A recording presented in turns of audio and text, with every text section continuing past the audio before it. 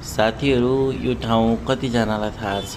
यो ठाउँ हुँदै कतिजना यो चोक हुँदै यात्रा गर्नुभएको छ? यो ठाउँ हो आबु खैरेनी बजारको चोक हो यो।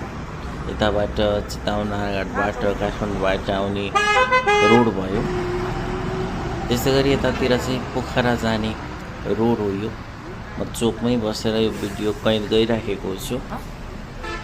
यो चाहिँ गण्डकी प्रदेशको प्रवेशद्वार मानिने आबु खैरेनी बजार हो साथीहरू। तनहुँ र गोर्खा जिल्लाको सङ्गम स्थलमा अवस्थित एक महत्त्वपूर्ण व्यापारिक केन्द्र हो। मुगलिन पोखरा काठमाडौँ जोड्ने राजमार्गको मुख्य जक्सन भएकाले यहाँ दैनिक रूपमा यात्रु तथा पर्यटकहरूको भिडभाड रहने गर्छ।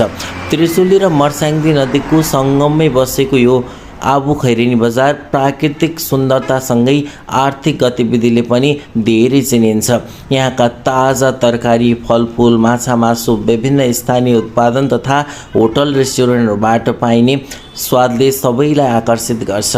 गोर्खा, चितवन, लमजुङ तथा तनहुँतिर जाने आउने मानिसहरूको मुख्य ट्रान्जिट पोखरा स्थित यो व्यस्त बजारले आसपासका ग्रामीण बस्तीहरूलाई पनि आर्थिक रूपले जोडेको छ। साथीहरू, तपाईँ यो बाटो हुँदै कतिजना यात्रा गरिराख्नु भएको छ? कहाँसम्म पुग्नु भएको छ यो बजार, यो चोक हुँदै? कमेन्ट गर्नुहोला।